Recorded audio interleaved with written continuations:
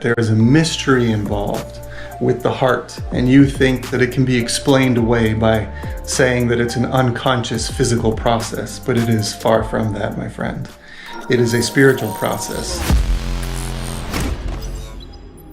So I just had this meditation where thoughts were revealed to me that I think are really cool and inspiring, and I wanted to put them out there, put them on tape, give them to you so that they can benefit you, because they have benefited me.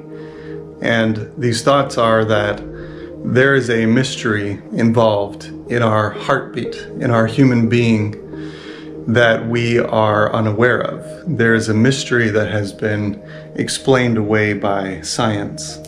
And this mystery is, why does our heart beat at all? And what is the thing that keeps our heart beating?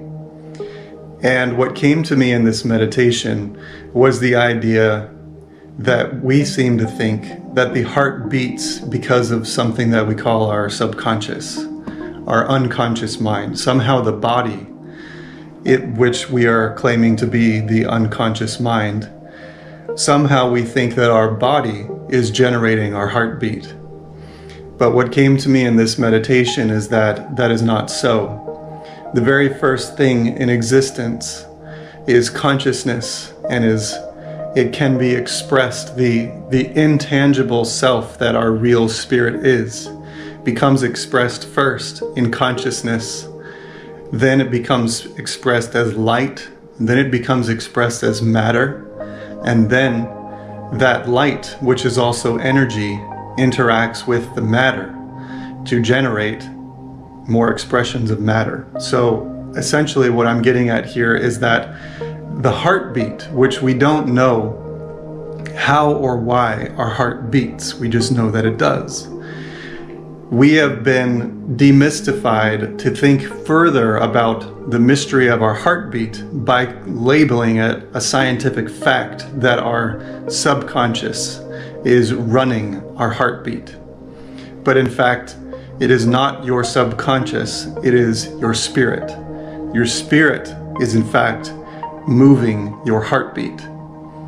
And that's why you, being the real spirit, if you, the real spirit, remove yourself from your body, the heartbeat goes away and the body begins to decay because life has been removed from the matter. Life itself, spirit itself, is what keeps matter alive. If there were no life, no spirit inside the matter, there would be no life. There would be no health. There would be no coherence. There would be only decay. So therefore, if your spirit is removed from the body, the heartbeat of the body begins to collapse. But this is what I'm trying to reveal. And it's so many complex thoughts here because it's hard to put into words. But what I'm trying to reveal is that your true self is that thing that if it is removed from the body, you can see that there is no such thing as death, because death is only something that happens to the body, not to the infinite spirit which animates the body. So we basically view the body in this way at this point in science, at this point in time. We think that somehow the body is born, somehow the body becomes responsible for the heartbeat, and then we separate our internal self between a conscious mind and an unconscious mind. And we say our conscious mind has no awareness of this heartbeat, so therefore it must be our unconscious, which is responsible for the heartbeat.